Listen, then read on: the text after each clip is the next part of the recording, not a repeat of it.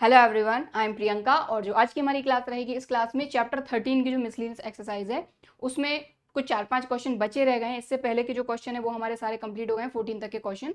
तो लास्ट के 4-5 क्वेश्चन बचे हुए हैं, तो इनको आज हम आज की क्लास में खत्म कर देंगे, ठीक है। पिछले वीडियो की जो लिंक है वो आपको ऊपर मिल जाएगी डिस्क्रिप्शन बॉक्स में। सारे चैप्टर हमारे कंप्लीट हो गए हैं, सबकी प्लेलिस्ट की लिंक मैंने डिस्क्रिप्शन बॉक्स में मेंशन कर दिया। तो अगर कोई भी चैप्टर आप देखना चाहते हैं तो डिस्क्रिप्शन बॉक्स में जाइए, प्लेलिस्ट की लिंक पर क्लिक करिए और पूरी प्लेलिस्ट आपके सामने ओपन हो जाएगी। और मैं यही कहूँगी कि कोई भी चैप्टर अगर आप पढ़ रहे हैं तो प्लेलिस्ट के थ्रू ही पढ़िए, क्योंकि प्लेलिस्ट के थ्रू पढ़ते हैं तो सारी चीज़ें आपको लाइन से मिल जाती हैं, ठीक है। तो चलिए क्लास को स्टार्ट करते हैं। हमने लिया है यहाँ पर क्वेश्चन नंबर 15। तो क्वेश्चन नंबर 15 में क्या बोला जा रहा है? An electronic assembly consist of two sub systems से ए एंड बी, ठीक है। From previous testing procedures, the following probabilities are assumed to be known. तो यहाँ पर कुछ प्रोबेबिलिटी जो है ये हमको पता है और कुछ प्रोबेबिलिटी हमको फाइंड करनी है। तो इवेलुएट द फॉलोइंग प्रोबेबिलिटी, तो ये हमने अभी फर्स्ट पार्ट लिया जिसकी वैल्यू हमको फाइंड करनी है, ये हमको दिया हुआ है। तो जो हमको दिया हुआ है पहले इनको हम थोड़े से सिंपल शब्दों में लिख लेते हैं। हमको दिया है प्रोबेबिलिटी ऑफ ए फेल्स, तो आप इसको इस तरीके से भी लिख सकते हैं कि प्रोबेबिलिटी ऑफ ए फेल्स, ठीक। और ये क्या है? Probability of B fails. अगर बी फेल्स होता तो हम इसको लिख देते प्रोबेबिलिटी ऑफ बी, बट यहाँ पर एक और वर्ड यूज हुआ है, probability of B fails alone. तो इसको हम थोड़ा सा समझते हैं वेन डायग्राम से, कि अगर आप देखें तो बी फेल्स अलोन का मतलब ये है कि ये आपका ए है, ये आपका बी है, ठीक है। अब दोनों में कुछ कॉमन भी है। ए देखो, अगर ए फेल होता है तो ये इतना एरिया, बी फेल होता है तो ये इतना एरिया है, लेकिन ए और बी दोनों फेल होते हैं तो ये एरिया है। लेकिन B alone, B alone, B alone का मतलब है ये वाला एरिया। तो ये वाला एरिया कैसे मिलेगा भाई? पूरे के पूरे बी में से, प्रोबेबिलिटी ऑफ बी में से हम माइनस कर दें ये कॉमन वाला पार्ट, और कॉमन वाले पार्ट को हम बोलेंगे probability of A intersection B. तो ये कहलाएगा आपका प्रोबेबिलिटी ऑफ बी अलोन। बात समझ में आई? ठीक, क्लियर। तो चलो इसको लिख लेते हैं हम। तो probability of B fails alone दिया हुआ है, तो ये हो जाएगा probability of B minus probability of A intersection B. बात समझ में आ गई? चलो अब बात करते हैं probability of A and B fail. A and B, and मतलब इंटरसेक्शन, तो ये दिया हुआ है probability of A intersection B. तो आई होप आप बात समझ पाए होंगे। ये बात जो है ये समझना बहुत जरूरी है कि बी अलोन का मतलब क्या है, कि सिर्फ और सिर्फ बी, उसमें कोई भी चीज आनी नहीं चाहिए। क्योंकि आप देखें ये जो कॉमन पार्ट है ये ए का भी उतना ही है जितना बी का है। तो बी अलोन मतलब इसमें कोई भी दूसरा पार्ट नहीं होना चाहिए। तो ये जो कॉमन वाला पार्ट था ए इंटरसेक्शन बी, इसको हमने बी में से माइनस कर दिया, तो ये जो बचा हुआ पार्ट है वही हो जाएगा probability of B alone. Okay, चलो तो इतना काम अपना बन गया। अब एक चीज देखें, probability of A fails given B has failed. तो मतलब हमको बी की, देखो बी के फेल होने की प्रोबेबिलिटी नहीं दी। ये कैसे फाइंड कर सकते हैं? यहाँ पर थोड़ा सा मैं रफली आपको बता देती हूँ कि यहाँ पर देखें ये जो वैल्यू है ये अपने को कितनी दी है, देखो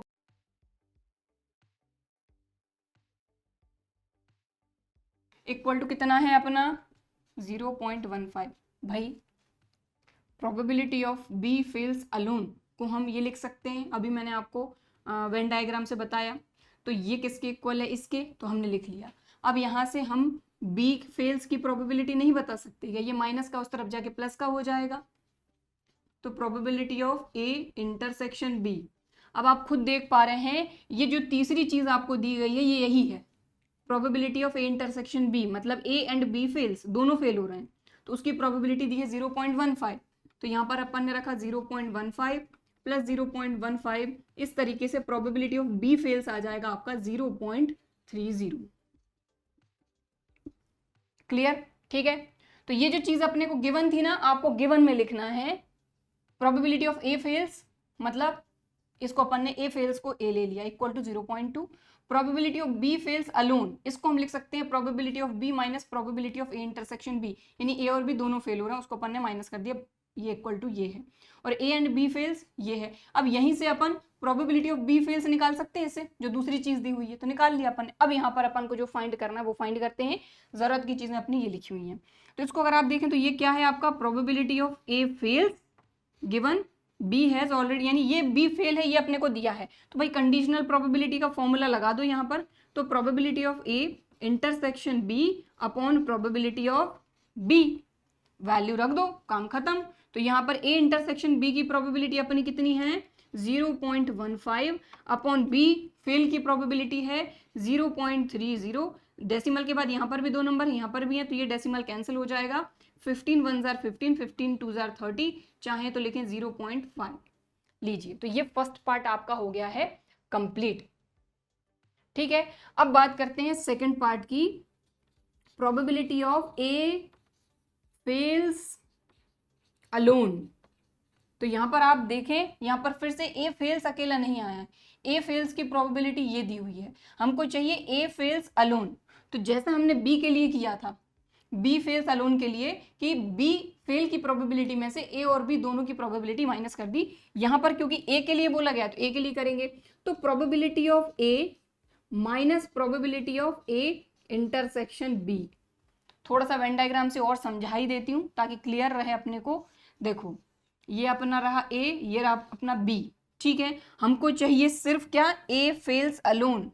तो ए फेल्स अलोन में आएगा ये वाला पार्ट, ये कॉमन वाला नहीं आएगा, क्योंकि जो कॉमन एरिया है वो जितना ए का है उतना ही बी का भी है, ठीक है। इसलिए हमने क्या किया कि ये पूरा ए था, पूरा का पूरा ए, ये पूरा ए था, तो ए फेल्स की प्रोबेबिलिटी में से माइनस कर देंगे ये वाले पार्ट को।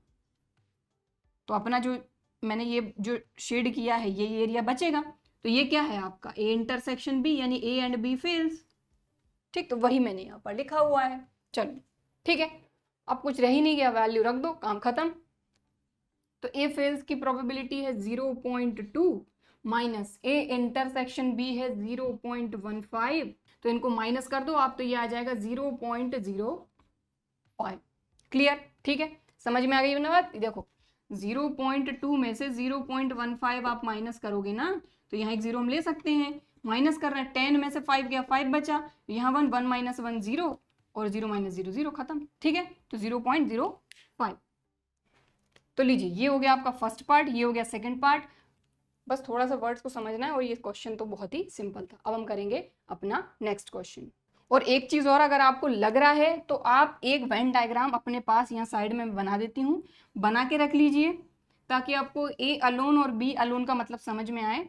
ये अपना पूरा ए है, ये अपना पूरा बी है, ठीक है। क्योंकि यहाँ पर ए अलोन और बी अलोन की बात हो रही है, तो ये क्रॉस बना देती हूँ मैं, ये आपका ए है, ये आपका पूरा बी है। ये जो क्रॉस वाला एरिया मैंने बनाया है ये आपका है ए अलोन, ठीक। और यहाँ पर ये जो मैंने गोले बनाए हैं, ये जो पार्ट है आपका, ये है आपका बी अलोन का, ठीक है। और ये जो एरिया है ये है आपका ए और बी दोनों का कॉमन पार्ट, मतलब कि ए इंटरसेक्शन बी, ठीक है। तो एक मिनट,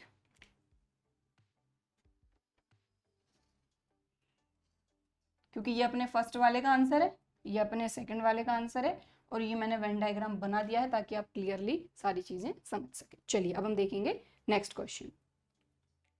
सो यहाँ पर नेक्स्ट क्वेश्चन है हमारा क्वेश्चन नंबर 16। तो क्वेश्चन नंबर 16 में क्या बोला जा रहा है, bag 1 contains 3 red and 4 black balls, bag 2 contains 4 red and 5 black balls, ठीक है।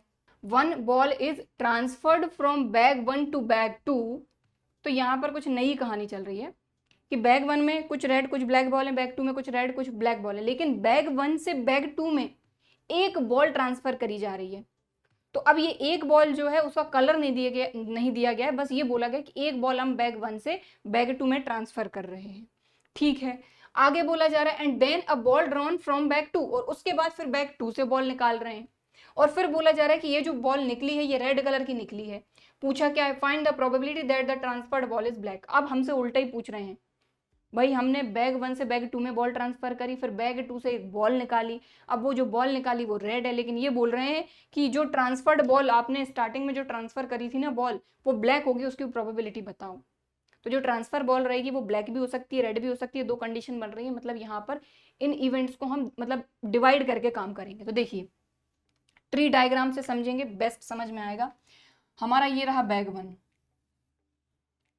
ठीक, बैग 1, बैग 1 में कितनी बॉलें हैं अपनी, 3 रेड हैं, 4 ब्लैक हैं। बात समझ में आ रही है, 3 रेड है, 4 ब्लैक है। अब अगर हम बात करें तो हमारा जो बैग 2 है, बैग 2 बाद में बनाएंगे या फिर बना लेते हैं, और जो बैग 2 है यहाँ पर लिखते हैं अपन बैग 2, यहीं के ही मैं कंडीशन जो है चेंज कर दूंगी। बैग 2 में कितनी है, 4 रेड है, 5 ब्लैक है, ठीक है। अब अगली बात बोली जा रही है कि बैग 1 से हमने एक बॉल ट्रांसफर करी, हमने एक बॉल ट्रांसफर करी। अब कंडीशन क्या बन जाती कि ये जो बॉल है ये आपकी रेड भी हो सकती है, ठीक है। एक बॉल ट्रांसफर कर रहे हैं हम इस बैग से, ये जो बॉल है ये अपनी रेड भी हो सकती है और ब्लैक भी हो सकती है, ठीक है। बैग 2 आपका यहीं पर मैं बीच में बना रही हूं, ये आपका बैग 2 है। अभी जो है वही है, 4 रेड और 5 ब्लैक बॉल है इसमें। अब देखो जैसे ही इससे आप एक रेड बॉल आपके बैग 2 में डालोगे तो भाई बैग 2 में जो बॉल हैं उनमें चेंज तो आएगा ना। भाई एक बैग ये है, एक बैग ये है, यहाँ पर अगर मान लो 10 बॉल हैं और यहाँ पर 9 बॉल हैं, तो यहाँ से एक बॉल आप यहाँ डालोगे तो यहाँ एक आ जाएगा और यहाँ से एक कम हो जाएगा, सीधी सी बात है।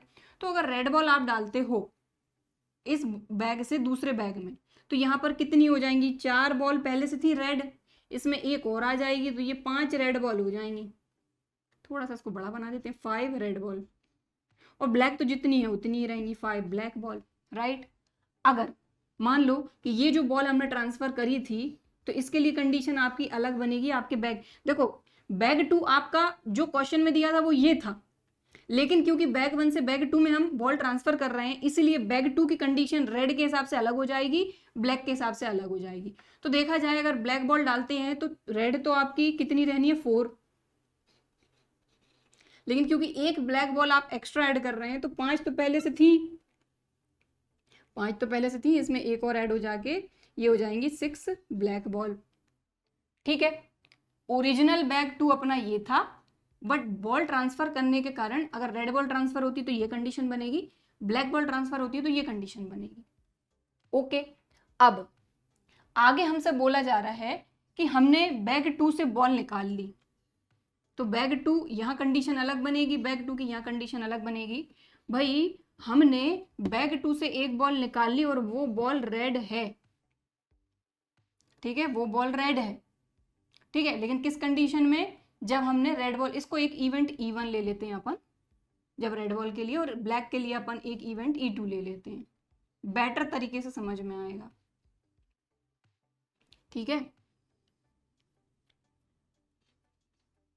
E1 से निकली है क्योंकि E1 नोन है, और यहाँ पर probability of getting red ball जब वो E2 से निकली है, ठीक, क्लियर। और उसके बाद हमसे पूछा जा रहा है भाई कि रेड बॉल तो निकली है लेकिन जो स्टार्टिंग में आपने बॉल ट्रांसफर करी थी ना वो ब्लैक है, उसकी प्रोबेबिलिटी बताओ, यानी E2 इवेंट की प्रोबेबिलिटी बताओ, उल्टा पूछ रहे हैं। तो ये बेस थ्योरम का सीधा सीधा क्वेश्चन है,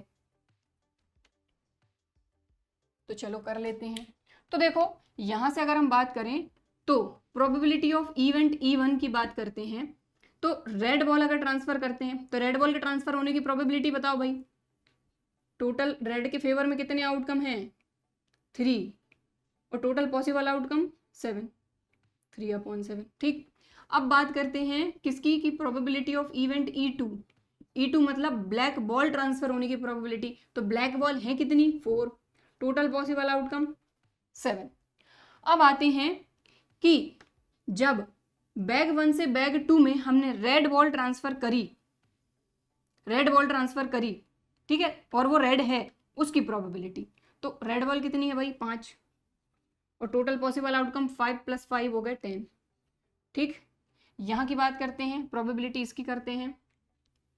तो जब हमने बैग 1 से बैग 2 में ब्लैक बॉल ट्रांसफर करी, ठीक है, ब्लैक बॉल ट्रांसफर करी, उस कंडीशन में रेड बॉल आने की प्रोबेबिलिटी, तो रेड बॉल कितनी है यहाँ पर इस कंडीशन में 4/6 + 4 10।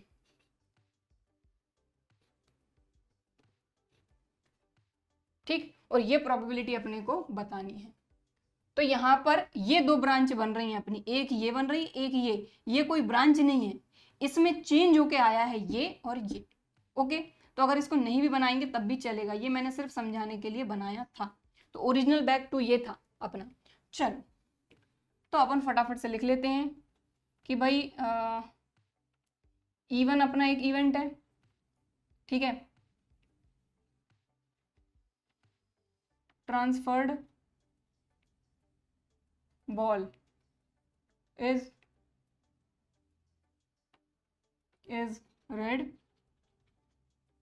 from 1 to 2, bag 1 to 2।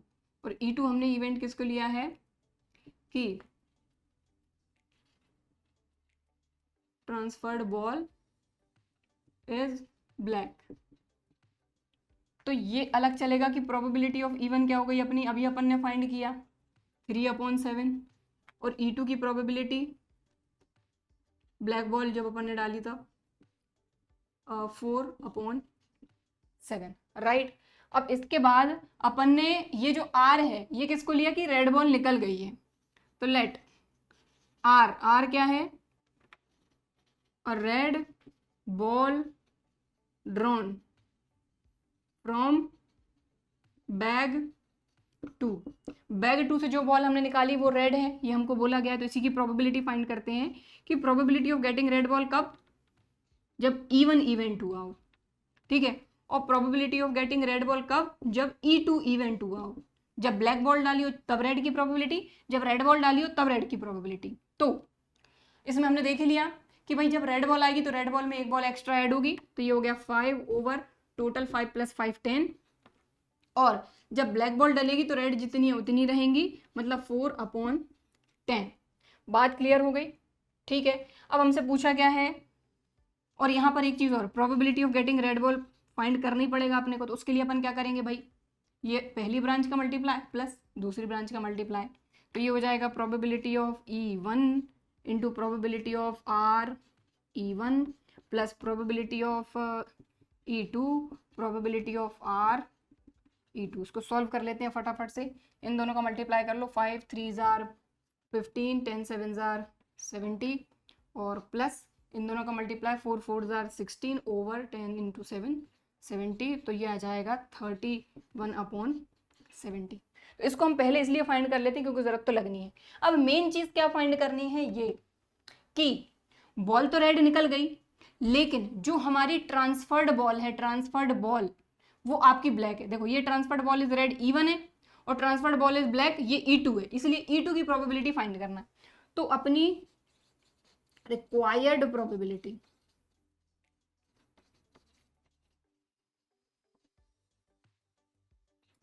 ये क्या है, प्रोबेबिलिटी ऑफ E2 जब रेड बॉल निकल गई अपनी।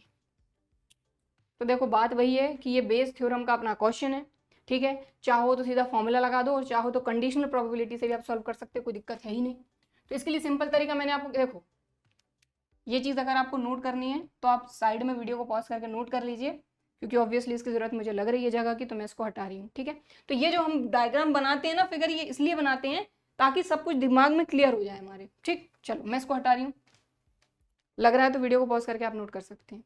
चलो, तो अब ये फाइंड कर रहे हैं अपन, है ना। तो इसके लिए प्रोबेबिलिटी ऑफ E2, तो सबसे पहले पूछा किसके लिए, E2 यानी ट्रांसफर्ड बॉल इज ब्लैक के लिए पूछा है। तो इसका जो हमारा, इसकी जो हमारी ब्रांच है उसको देखें, probability of E2 into RE2, conditional probability से भी प्रोबेबिलिटी ऑफ R क्या था अपना, red ball drawn from bag 2, तो ये अपन ऑलरेडी फाइंड कर चुके हैं, ये रहा, ठीक।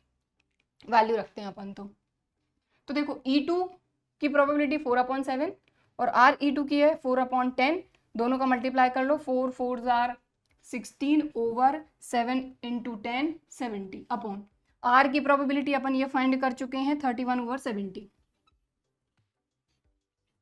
डिनोमिनेटर से डिनोमिनेटर कैंसिल हो गया, ये आ गया 16/31 और लीजिए यही आ गया आपका आंसर। ठीक, तो लीजिए इस तरीके से क्वेश्चन नंबर 16 आपका हो गया कंप्लीट। तो वर्ड टू वर्ड समझते जाएंगे, कहीं पर भी नहीं अटकेंगे, कहीं पर भी दिक्कत नहीं होगी। चलिए, तो उसको नोट करना है तो आप कर सकते हैं। अब हम देखेंगे नेक्स्ट क्वेश्चन। तो नेक्स्ट क्वेश्चन करेंगे अपन क्वेश्चन नंबर 17। 4 ऑप्शन है, हमको बताना है कौन सा सही है। तो बोला जा रहा है कि A and B are two event such that probability of A is not equal to 0 and probability of B given A equal to 1। तो भाई ये दो चीजें दी हैं, अब इसका फॉर्मूला तो अपने को पता ही है, तो चलिए उठाते हैं इसको। तो probability of B given A equal to हमको 1 दिया है, इसका फॉर्मूला अगर लगाते हैं तो ये हो जाएगा probability of B intersection A upon probability of A equal to 1। Given A है तो ए डिवाइड में आएगा। अब क्या कर सकते हैं यहाँ पर हम कर सकते हैं probability of B intersection A equal to probability of A. भाई देखो, अपन ने जब क्वेश्चन किए थे तो ये कंडीशन अपन ने फाइंड करी थी। कैसे भाई, बी इंटरसेक्शन ए और ए की प्रोबेबिलिटी जब इक्वल है, इसका क्या मतलब है, बी और ए में जो कॉमन है वो क्या होगा, ऑब्वियसली ए। देखो वेन डायग्राम से समझते हैं अपन ने ये कंडीशन निकाली थी कि भाई ऑब्वियसली बी और ए में जो कॉमन है वो ए है। ठीक है, इसका मतलब क्या हुआ, B intersection A equal to A ही होगा ना। ठीक है, तो मतलब ये अपना बी रहा, इसके अंदर अपना ए रहा, और इन दोनों में कॉमन क्या है, ए है। इसका क्या मतलब हुआ कि जो ए है ये सबसेट है बी का। बात समझ में आ गई। ठीक है, बहुत सारे क्वेश्चन में, कई जगह हमने कम से कम 2-3 क्वेश्चन में हमने ये चीज करी है कि हमको A is the subset of B दिया था, इससे हमने ये कंडीशन फाइंड करी और इससे हमने ये फाइंड किया था। ठीक है, तो A is the subset of B, तो इसका जो करेक्ट आंसर है ये है ए। ठीक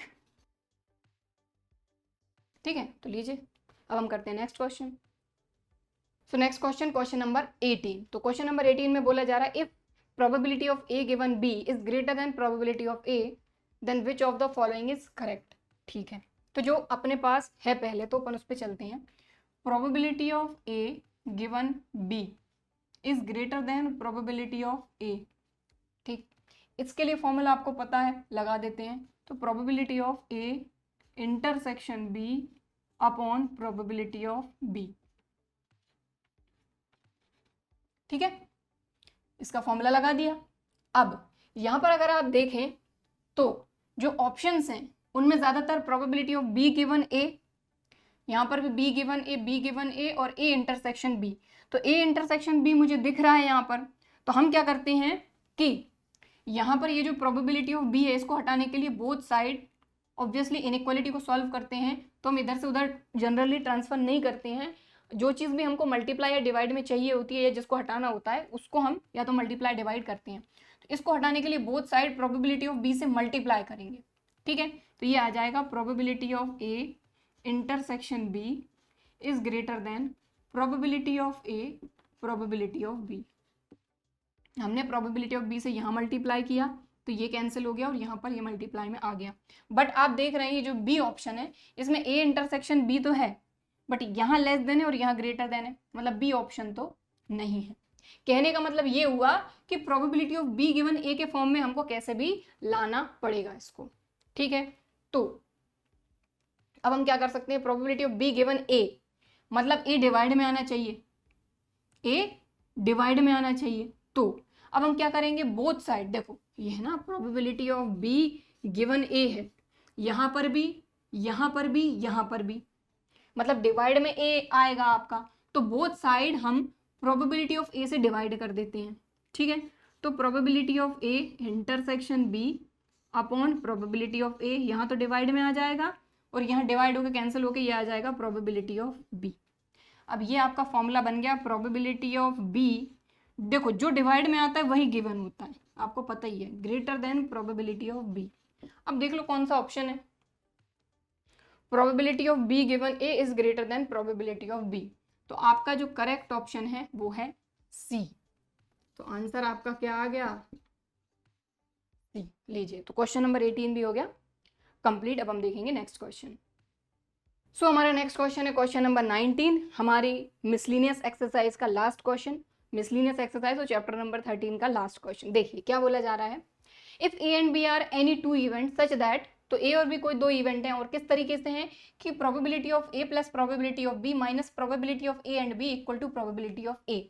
उसके बाद ये चार ऑप्शन में से कौन सा ऑप्शन करेक्ट होगा, तो जो दिया है हमारे को हम उसी को सॉल्व करते हैं। तो देखिए प्रोबेबिलिटी ऑफ ए तो ठीक है, प्लस प्रोबेबिलिटी ऑफ बी भी ठीक है, ए एंड बी का मतलब obviously A intersection B equal to probability of A. ठीक है, अब यहाँ पर आपको प्रोबेबिलिटी ऑफ ए दिख रहा है, ये भी ए है, अगर इसको इस तरफ लाते हैं तो ये ऑब्वियसली प्लस का इस तरफ आके माइनस का हो जाएगा। ठीक, तो ये हो जाएगा probability of A plus probability of B minus probability of A intersection B minus probability of A equal to 0। ये प्लस का है, ये माइनस का है, हो गया कैंसिल। बचा क्या, probability of B minus probability of A intersection B equal to 0। अब यहाँ पर अगर आप देखें तो यहाँ पर या तो probability of B given A है या ए गिवन बी है, मतलब कंडीशनल प्रोबेबिलिटी का पूरा काम चल रहा है। तो आप अगर देखें तो ये जो है ए गिवन बी की प्रोबेबिलिटी, ये माइनस का उस तरफ जाके प्लस का हो जाएगा और ये तो प्लस का बचेगा, तो हम इसको लिख सकते हैं probability of A given A intersection B equal to probability of B. ठीक, अब हम क्या करेंगे, अब हम both side probability of B से डिवाइड करेंगे। तो यहाँ पर भी या फिर अगली स्टेप में कर लेते हैं अपन, probability of A intersection B equal to probability of B. ये तो अपना एज इट इज है, दोनों जगह हमने प्रोबेबिलिटी ऑफ बी से डिवाइड कर दिया। तो ये क्या हो गया आपका, probability of A given B, क्योंकि बी डिवाइड में है, इक्वल टू, ये कैंसिल होके क्या आ गया 1। अब आप देख लो कौन सा ऑप्शन है, probability of A given B, मतलब कि ये जो है अपना आंसर बी है। ठीक है, तो यहाँ लिख लीजिए आपका आंसर क्या हो गया आपका बी। ठीक, तो इस तरीके से क्वेश्चन नंबर 19 आपका हो गया कंप्लीट। इसको नोट कर लीजिए अगर करना चाहते हैं तो वीडियो को पॉज करके। बाकी आज की क्लास में ऑब्वियसली इतना ही करेंगे क्योंकि हमारी एक्सरसाइज खत्म हो गई है। ठीक है, सो आई होप कि जो चैप्टर नंबर 13 है इसमें हमने जो सारी चीज़ें समझी हैं, सारे कॉन्सेप्ट समझे हैं, सारे क्वेश्चन किए हैं, ये आपको अच्छी तरीके से समझ में आए होंगे और आज का जो वीडियो है ये भी पसंद आया होगा। वीडियो पसंद आया है तो आपको पता ही है क्या करना है, लाइक करना है। ओके, ठीक है, और अगर चैनल को सब्सक्राइब नहीं किया है तो सब्सक्राइब भी करना है। ठीक, तो चलिए फिर मिलते हैं अगले वीडियो में, तब तक के लिए बाय एंड थैंक यू।